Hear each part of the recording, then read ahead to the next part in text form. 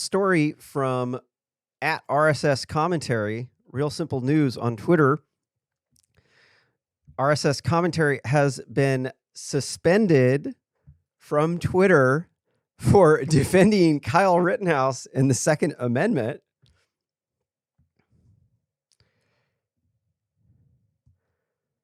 I had to post it on Facebook because I could not post it on Twitter because I am blocked out.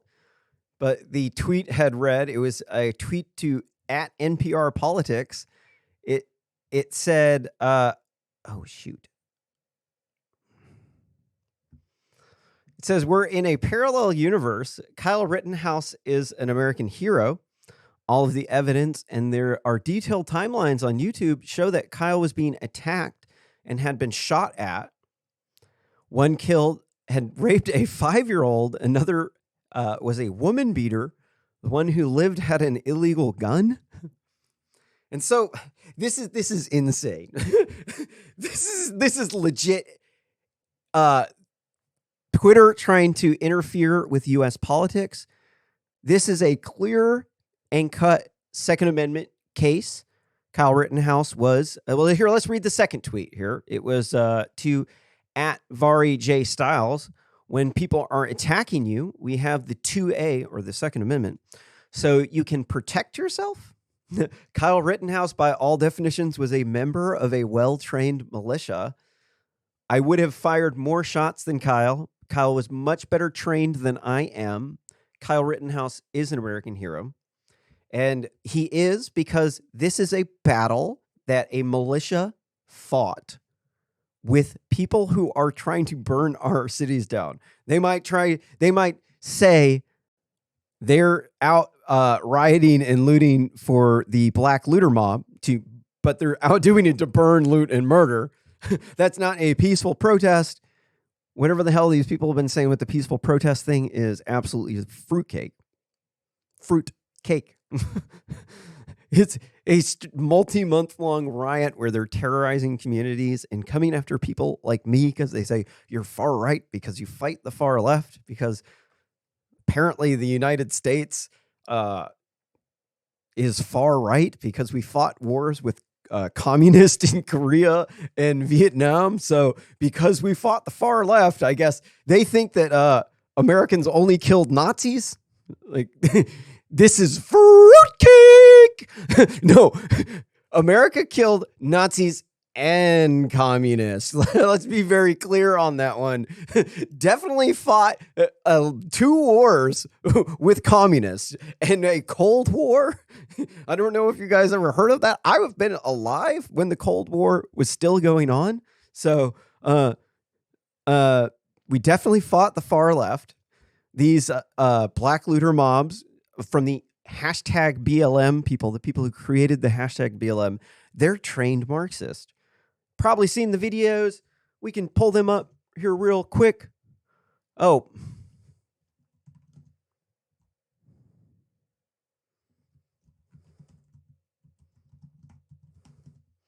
If you haven't seen these videos, here's the Young Rippa's hella cool. If you don't know about this guy, Young Ripper's awesome. Or Rippa. He is a very chill guy. He's definitely worth subscribing to. I love his videos. I think that he does a great job. He's a comic book nerd. Good guy. I also think that it might, I think of a lot of things. The first thing I think is that we actually do have an ideological frame. Myself and Alicia in particular are trained organizers. We are trained Marxists. We are super. How do you become a trained Marxist? That's what I want to know. Does that mean she took a philosophy class in school and she learned about Marxism? You know, I studied philosophy in college for many, many years, and I never really learned about Marxism in college. So, well, I mean, I never went to grad school for it. I just took 2 junior level classes, and then a whole bunch of sophomore classes and some freshman classes. At one point in time, I was a philosopher. But Marxism is oh yeah, no, I think maybe we covered Karl Marx a little bit. So Karl Marx, if you're unfamiliar, he was a rabid white supremacist. He was the reason why the Nazis hated Jews. Well, hold on. They really actually hated Jews because of the Holodomor famine massacre. A lot of people just don't know the Holodomor famine massacre, where the Russian army that was in control by the Marxists, who were the people who had risen up to the higher ups, were Jewish people, and they did this famine massacre where they killed up to 12 million Ukrainians. Most people don't know this, but that's why they put the Jews in the concentration camps. Was because they have a history of committing genocide. This is no longer the case. Jews today are innocent. You should not hate on Jews because of things that people in World War II did. Those people, they didn't have electricity back then. Most of them didn't have electricity back then. They're still living on the farm. None of them, they didn't know what they were doing. So you're going to have to forgive them for not being a civilized person like we are today. But I'm diverging. But so if you're unfamiliar with what cultural Marxism is, after World War II, the Soviets had controlled half of Europe, and they did the cultural de-evolution in China, or the evolution. It's a de-evolution. And they went through the countryside, and the countrysides were mostly capitalist, and the cities had a lot of socialist in them. And it's the same way in the United States too. The countrysides are capitalist, and the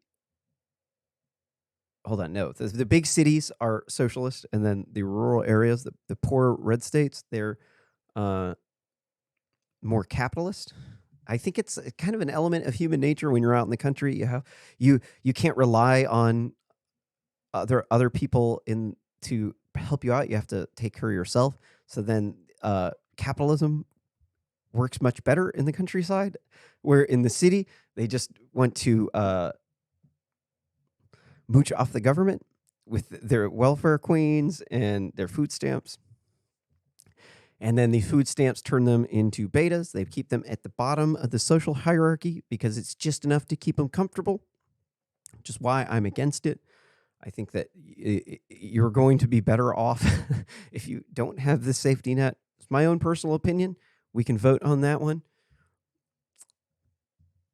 But they, in the culture of the evolution, and also in the USSR at that time, the socialists from the cities went through the countryside and they murdered about 100 million people. In the USSR, they were throwing them in gulags. In China, they were just straight up slaughtering.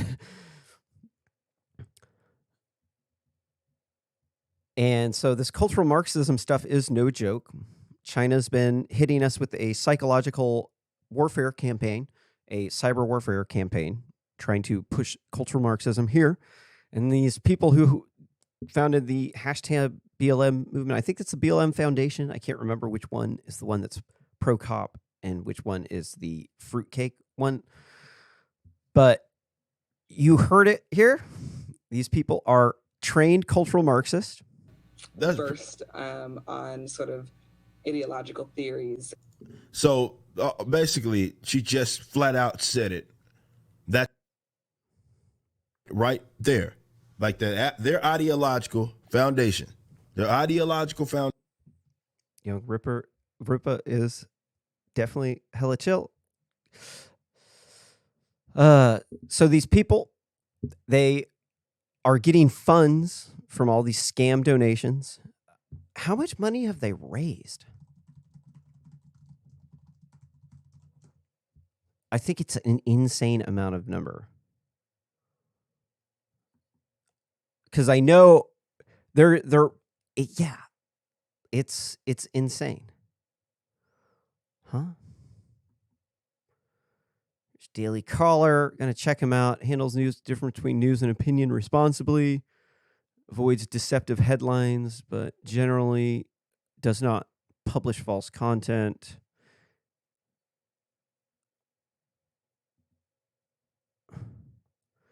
We'll see. Tread with caution. Well, no, this one's got a green flag on it, so it's probably going to be legit info. Always check your sources. Never trust anybody. People like that's what I've learned from being an engineer is that like my mind's fallible, and also I can trick myself. I can convince myself that my theory is correct, and then as it turns out, it's a cuckoo, cuckoo. Hey man, you just learn these things as an engineer. Like everybody can be bozo. Everybody can have this like bizarre, weird idea of the way things work, and then if you trust these people, everything that comes out of their mouth is going to be a shit fest.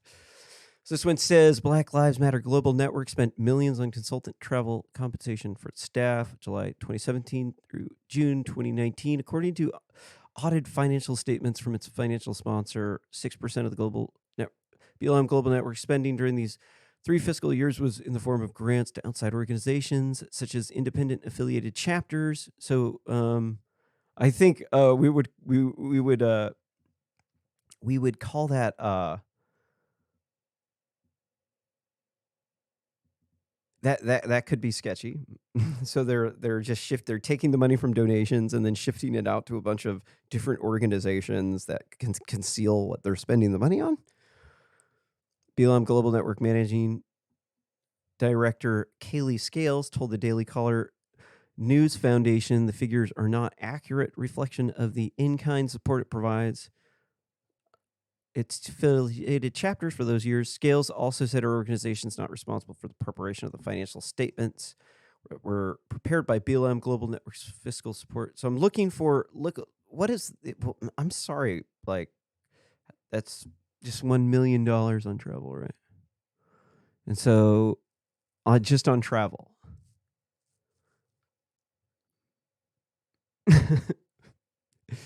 $1.6 million on consulting, $2.1 million on personal costs during 2017, 2018, and 2019 fiscal years. So let's compare this to Steve Bannon.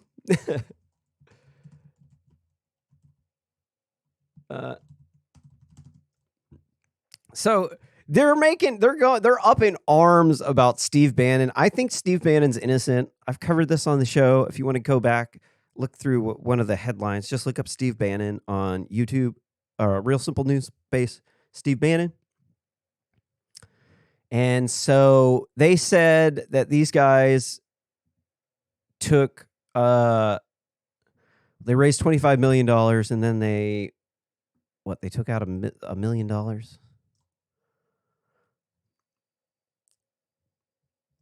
He said Bannon was arrested on his friend's yacht. They're trying to make it look like Bannon is like living this extravagant life off of the funds that they embezzle from this Build the Wall Inc. thing. And so who was the guy? Brian Colfage? Yeah. So they said they took out $300,000. So they said they took $1 million to run the entire thing for like 3 years. And they have like 5 people here. So if you break it down, it looks like Steve Bannon didn't receive any of the money, but he helped. I guess Brian Colfage's wife is an Instagram model, and they bought some fancy boat before this Build the Wall Inc. thing happened. There's a lot of facts here. I know it's confusing. I'm sorry. I'll do the best I can here to get these facts together for you. So I guess they bought a golf cart. Did they show the golf cart? So they bought a golf cart and an SUV to haul the golf cart. And and then they paid money for bills, like stuff they put on the credit card.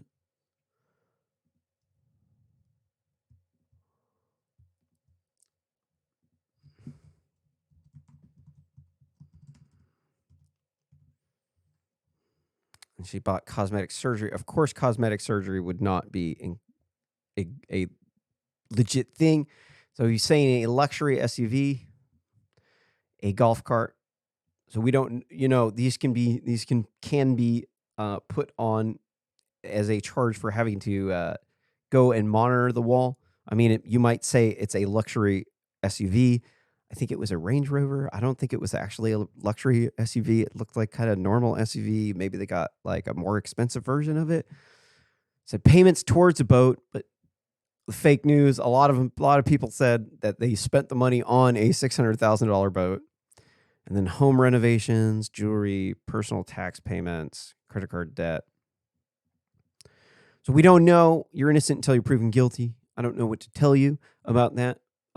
Other than a lot of these charges can be justified in the course of building the wall because you have to monitor the wall. So you need that fancy golf cart. Do we have a picture of the golf cart? I don't think we have a picture of the golf cart. Apologize. Tried to get it.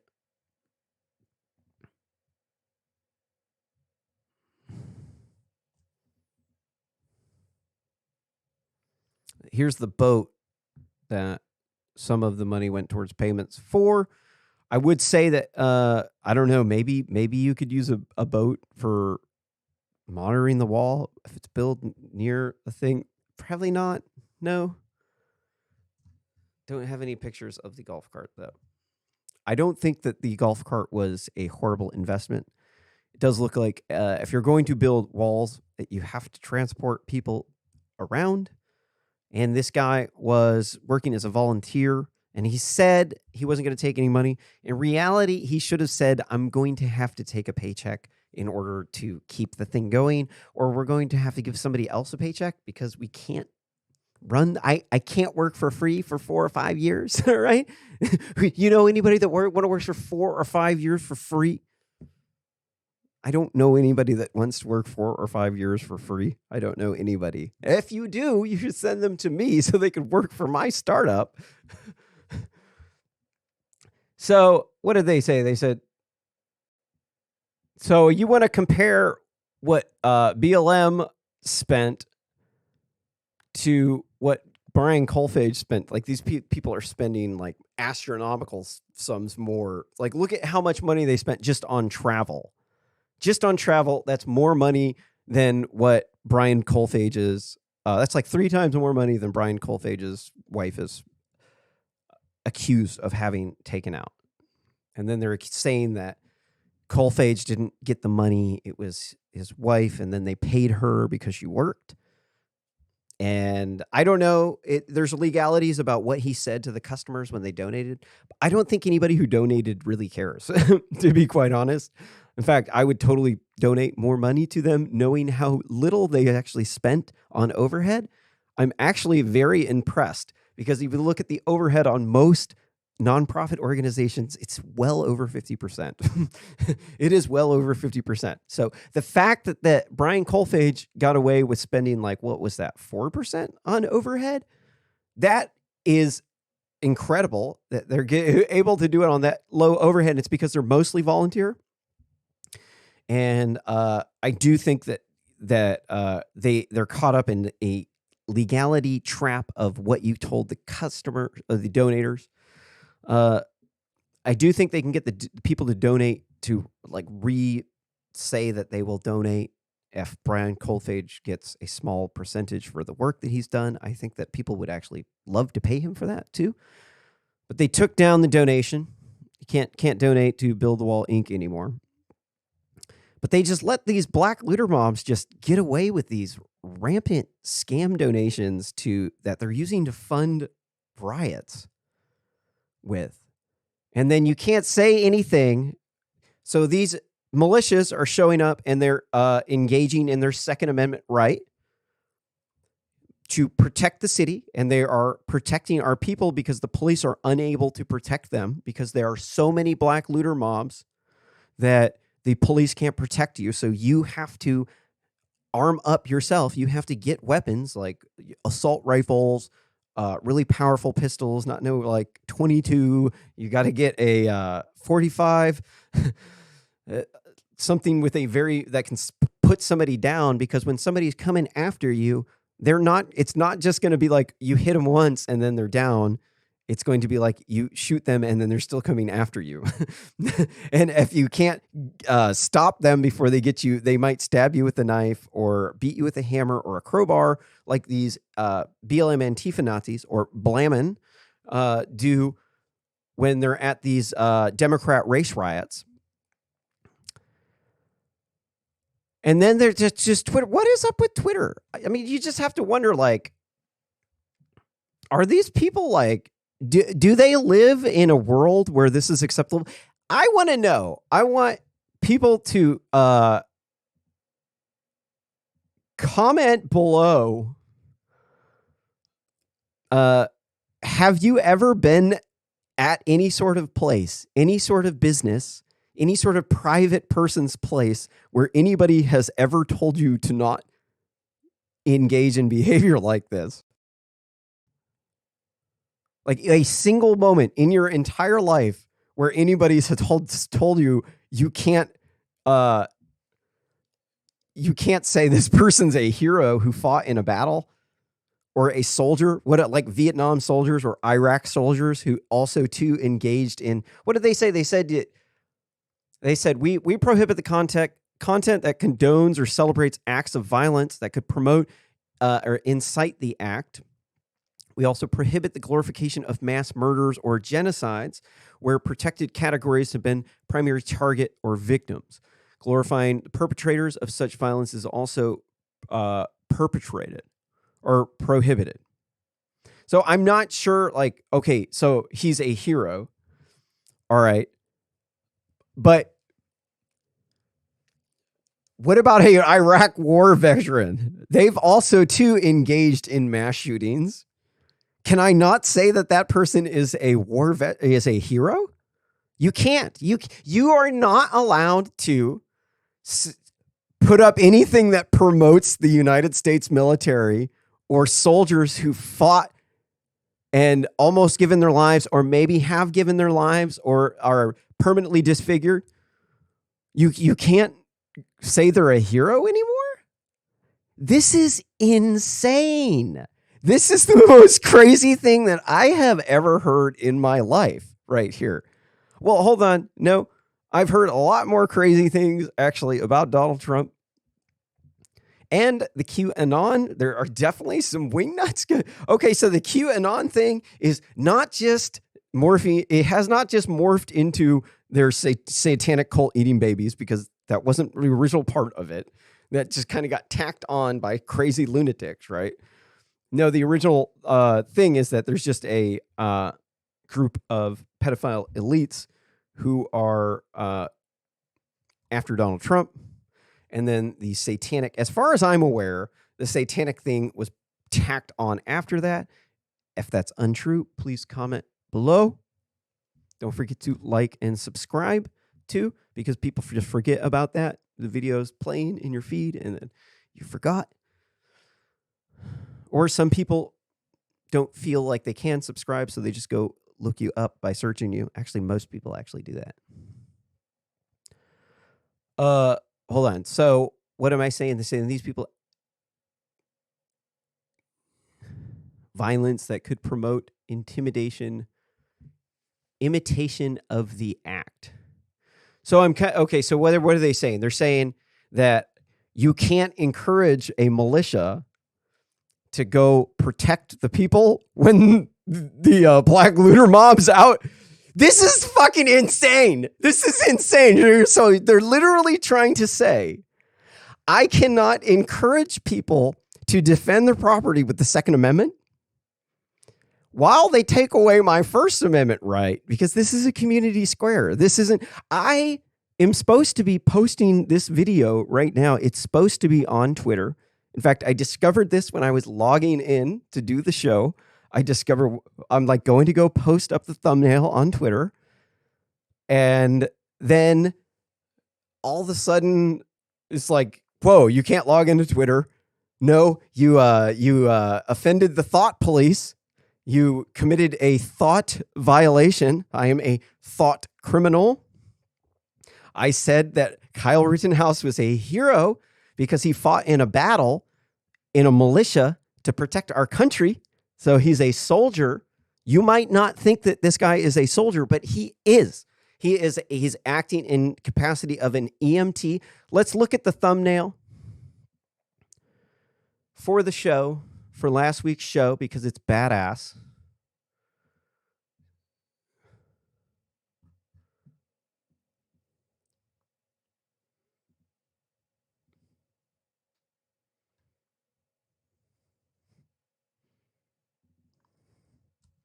Here is the badass thumbnail from the show. That was so awesome. And so what we can see when you zoom in,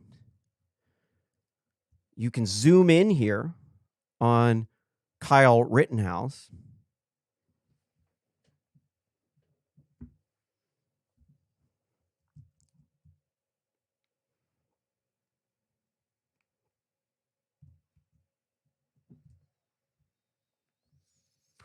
And you can see that Kyle Rittenhouse has purple gloves on. Why does he have purple gloves on?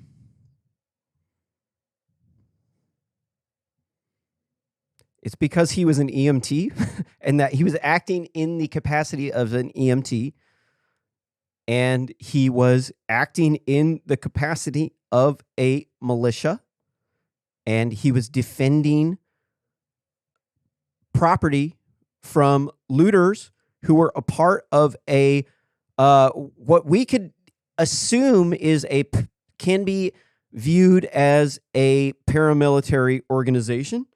I think maybe some people might push back on that, but let's just roll with it. Let's say that Black Looter Mob is taking their scam donations that they're getting for tricking people that the white cop killed unarmed black man, and they're using it to buy weapons and body armor. This is a rumor that's going around. I don't know if it's true or not. If you know if it's true or not, you should comment down below. But hold on, I kind of spaced out what I was talking about. But obviously this guy is not doing anything illegal. Twitter might not like that behavior, but what is Twitter doing? Twitter is saying that, no, we just have to tolerate, like, this guy's got a gun in his hand. Literally, he has a gun. He just got his arm blown off by Kyle Rittenhouse's, I think it was an AK-47. And then, as you can see, obviously, Ted Wheeler is having some trouble breathing, but the people on the other side are not. And so this is just infuriating that they're doing this, because it's like, what are you going to do? Are you going to censor my news? Like, okay, my brand here, you notice, is at RSS Commentary. That's a Twitter handle. The business operates on Twitter because it's a necessity of my business to operate on Twitter, because they have created a community square where the only way that I'm able to actually participate in being part of the press is to be in the community square and to be able to have my voice heard like other people have their voice heard, to not be censored because they don't like the message, they don't like the facts, and so they need to censor me because they can't take free speech. Because if you have free speech, what you're going to see is the truth. You're going to see that this is a savage, brutal scene here, and that someone had died, and that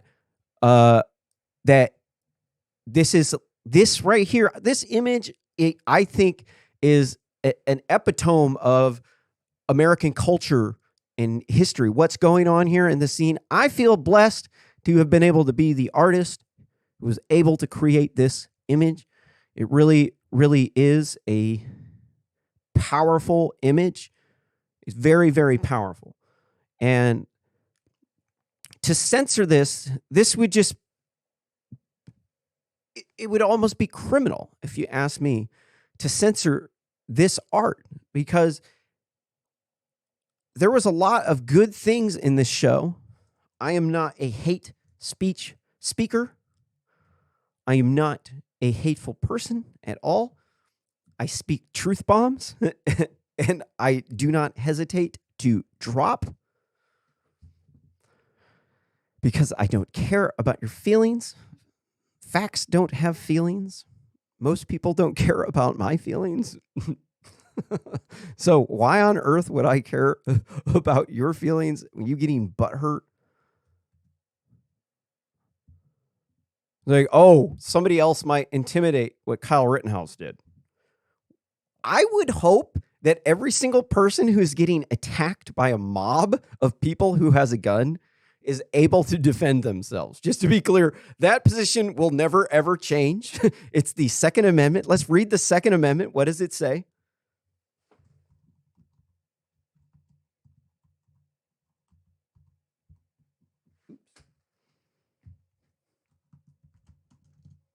Sorry.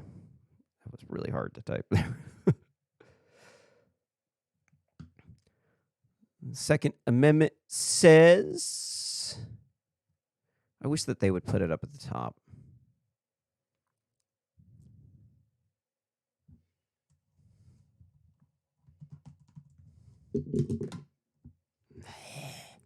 Why does Wikipedia have to do this? If anybody's listening to this, can you please put the bottom line up front? Please.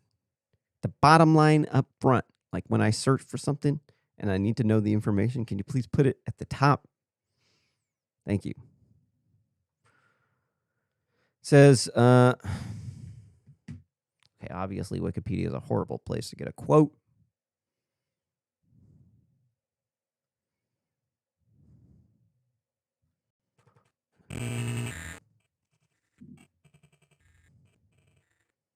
Okay, another one. That's bullshit. Page. Here is one that does not suck. This is constitution.congress.gov. It says Second Amendment, a well-regulated militia being necessary to the security of a free state, the right of the people to keep and bear arms shall not be infringed. Okay.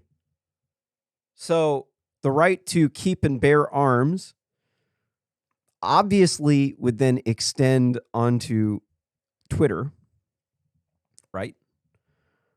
Private property, but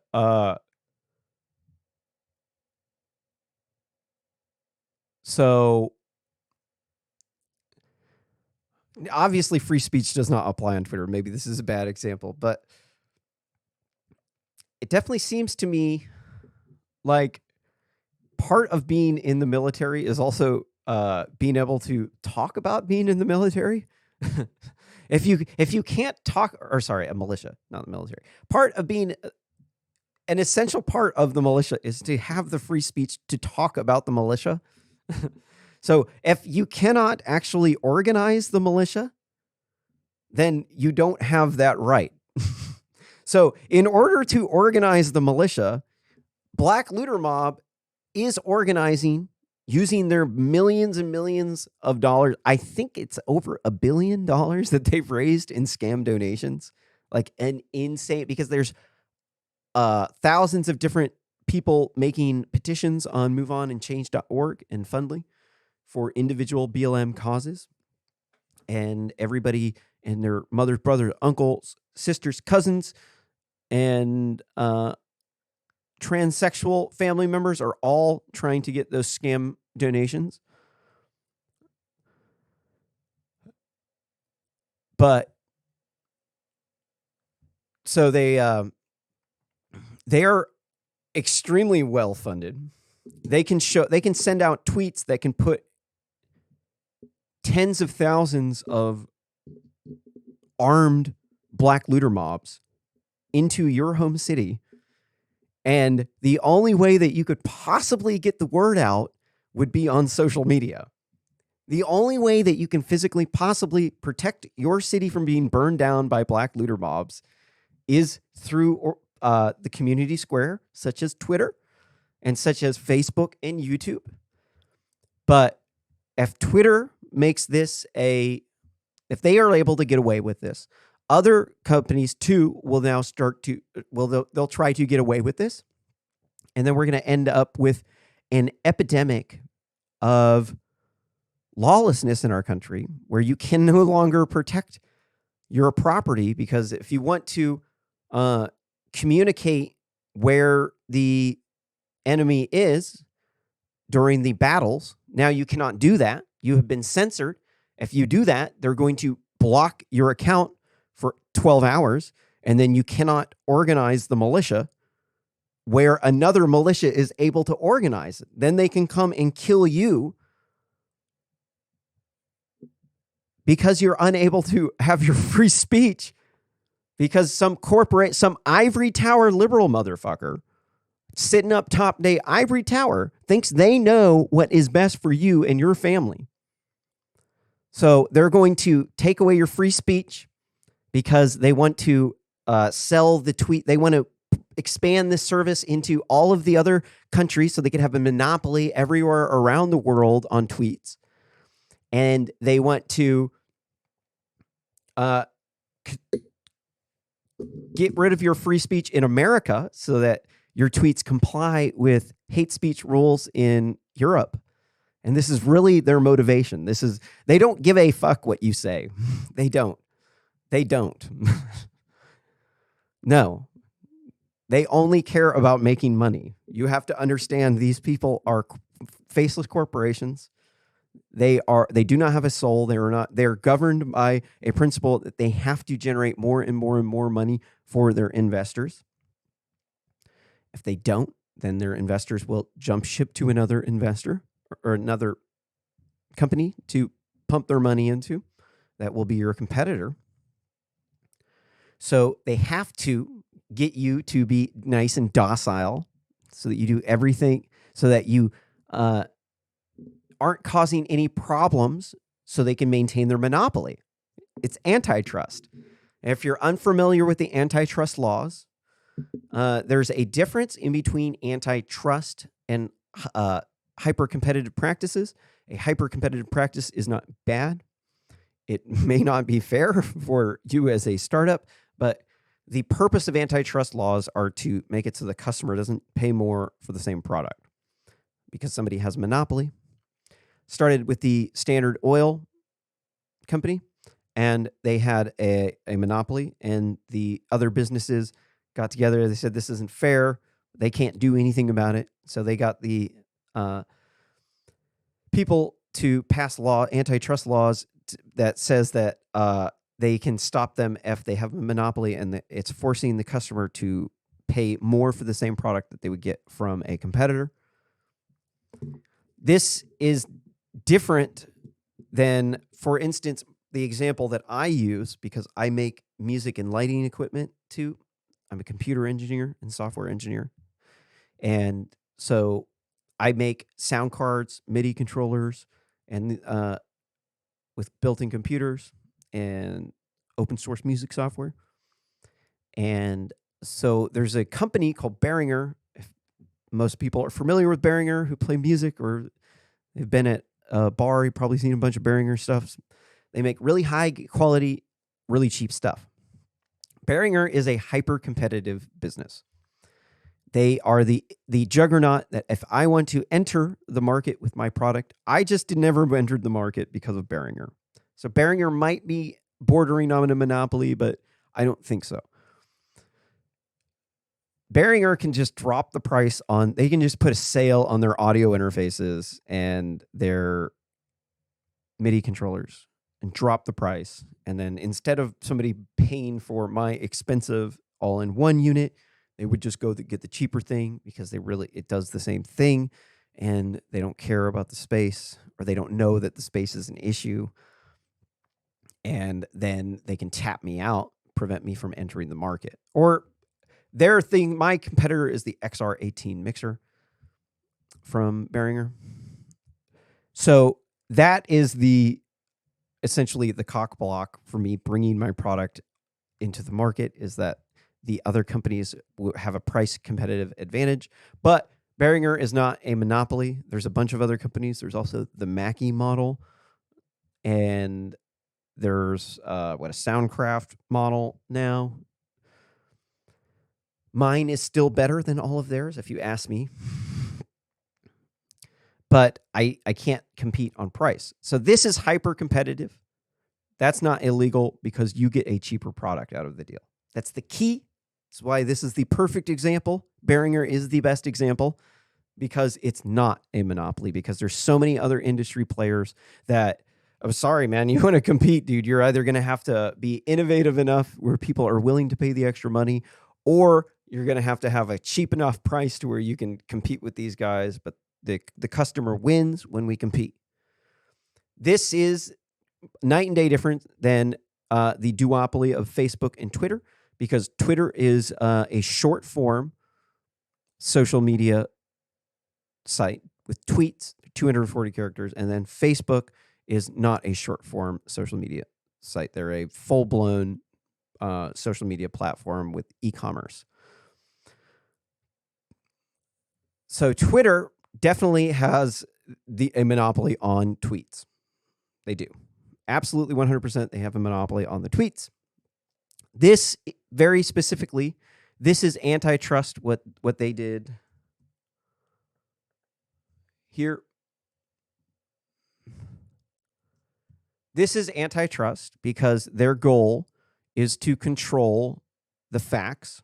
They're controlling the facts. So they're saying this could possibly convince another person to use their Second Amendment. Okay, there's nothing that I could say that would convince these 2A people to not use their 2A rights, man. Like, they're already sold. There's nothing you can do to change them. We're very happy that they are like that. But they want to have a monopoly on the facts. So when you, now you as the customer here, the Twitter customer, which really you're the product, you are now paying more and you're getting less. You are paying more because you now have less time. You're paying in the form of time. It's your time. You are paying when you use this platform. And now you get less time on the platform because there was a 12-hour suspension.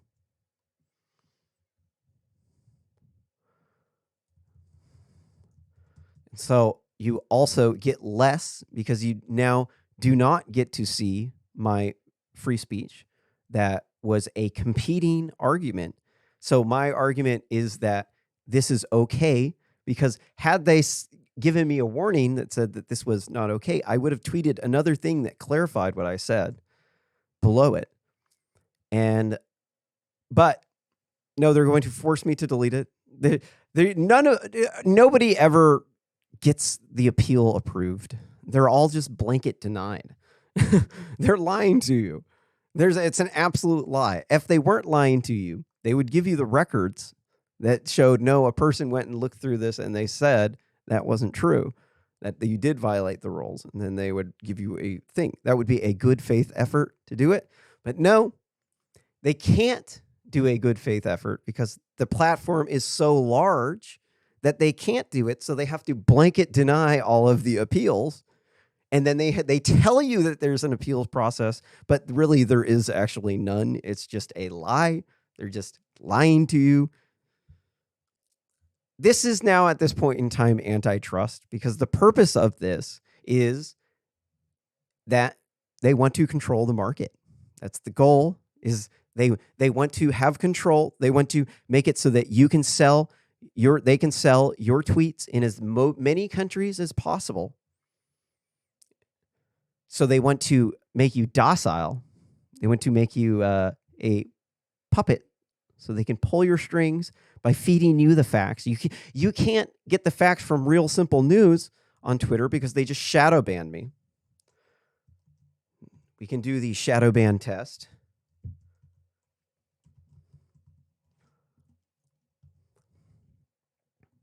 And as you will see, it will be hardcore shadow banned.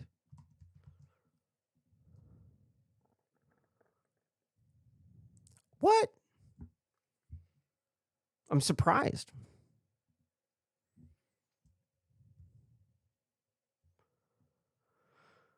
So it basically said, couldn't do anything. Something was wrong.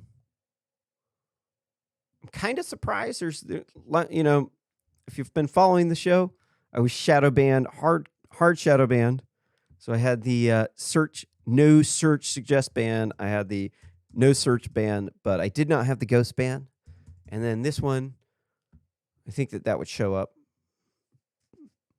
So I'm not fully shadow banned. I'm just, it's kind of normal. I've been that level of shadow banned for a long time.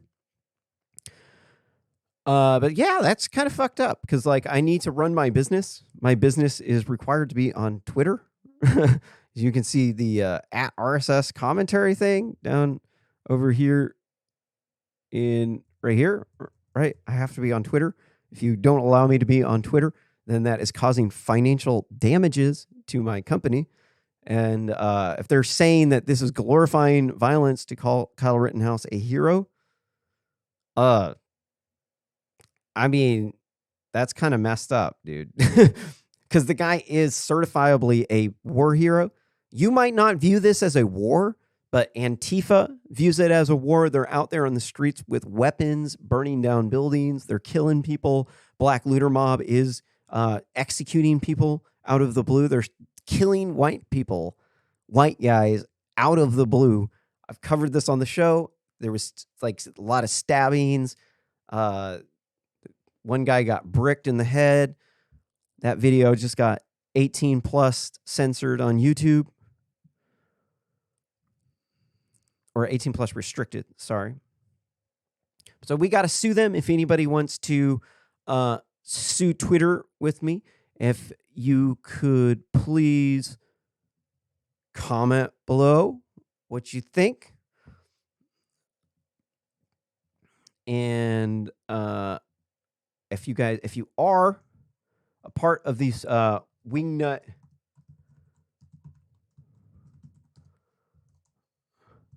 movement, I would just suggest that you walk away from the radical left because they're a bunch of fruitcakes and they're trying to censor your free speech so that they can engage in cultural Marxism because they are brainwashed. They're in a suicide cult and they do not care about your family. It's all, to them, it's all an extremely corrupt pyramid ascending up the top of the ivory tower, where here we have the chart from earlier. Do we cover? No, this was in the prior segment. So this was this is a chart that I made. The four-tier, the Democrat Democrat four-tier racial caste hierarchy. Shows you the GPAs of the blacks, the Hispanics, the whites, and the Asians. And you can see the demographics of where they live. And you can see that there's a social hierarchy that ascends up the top of the ivory tower, where they put the poor whites on the bottom with Antifa now, because they are anti-racist and they give the black people and the minorities and the women, they give them diversity scholarships. So they're above the poor whites because they'll get the job over you because they need X% minorities to fit their quota. So this means, here's the voting demographics. You can see at the lowest GPAs are the black people, and then 91% of them vote for Democrats. I'm going to leave that up to you as to what that means. And then the people with the second lowest GPAs are the Latinos. And then 2/3 of them vote for Democrats. And then 28% of them voted for Hillary or for Trump in the last election. And then it doesn't show the Asians, does it? I think it's missing Asians. So there is actually something missing off of there. And there's the Asians, and like it's almost all Asians vote Democrats. So what you see is this corrupt pyramid forming where, well, let's look at the household incomes.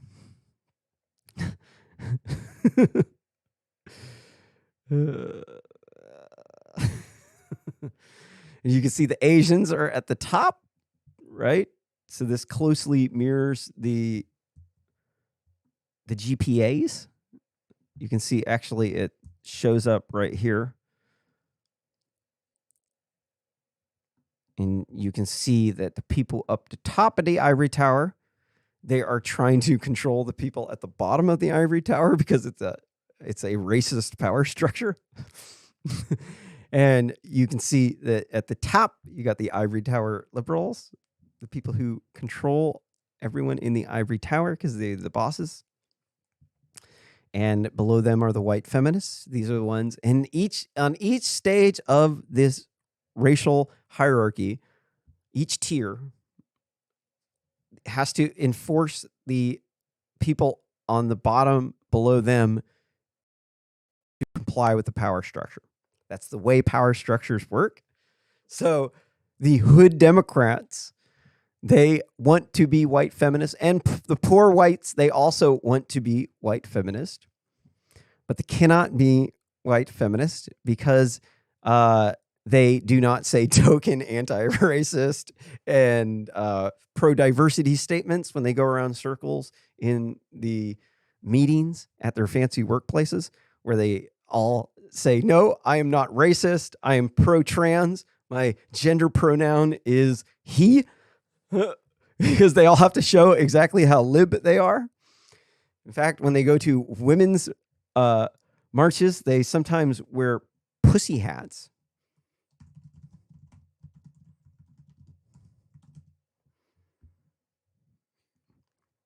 And here we can see an image of white feminists wearing pussy hats. Here we can see they are of varying ages. And we can see that the common goal behind all of these white feminists, these privileged white women, are that they all want to earn more money. Oh, you call these people, all you got to do is just call it. You got to just say what these people do. You don't have to insult them. All you have to do is just say what they do. And it's like the most insulting thing in the world. See, that's how you know that these people are in the wrong with what they're doing, because just by merely bringing up what they're doing, it's shameful.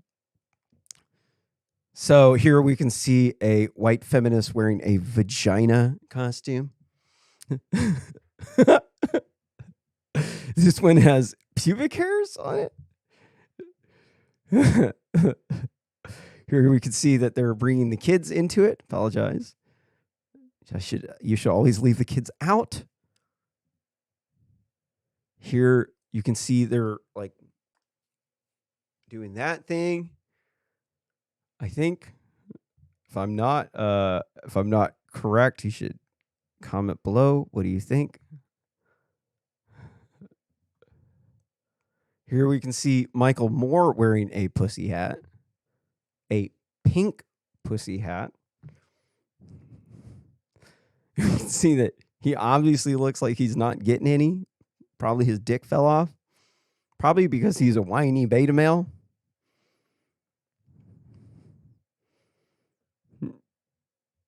Here we can see a white feminist with a sign that has a vagina on it. It says the elephant in the womb. I'm not sure exactly what these people are protesting for. Like I helped start the 2016 anti-Trump protest, 2016 anti-Trump protest back when I was a radical feminist. Before when I was brainwashed by the MSM. This is how I know about all of their tricks, as I used to be brainwashed by them. And then after that protest, there was like Black Looter Mob took over. They turned it into a race riot with the Antifa Nazis. That's what we called them, BLM Antifa Nazis, or Blammin'. And then they had the Women's March, I remember I had been rioting and protesting so much. I never rioted. I'll take that back. I'm fundamentally morally opposed to it. Always was. I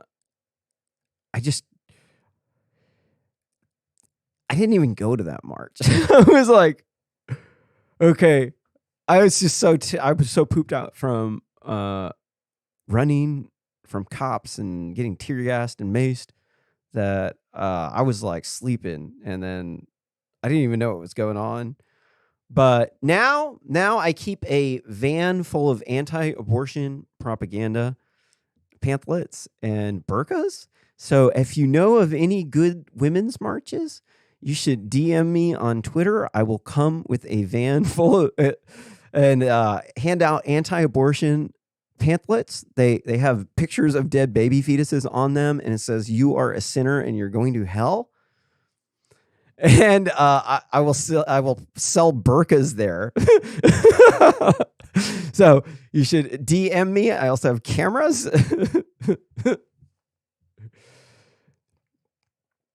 So what about these wingnuts? I've been going off on this story for too long. I have a lot of stories. I gotta move on. So that was the censorship. We just got through the censorship of RSS commentary on Twitter.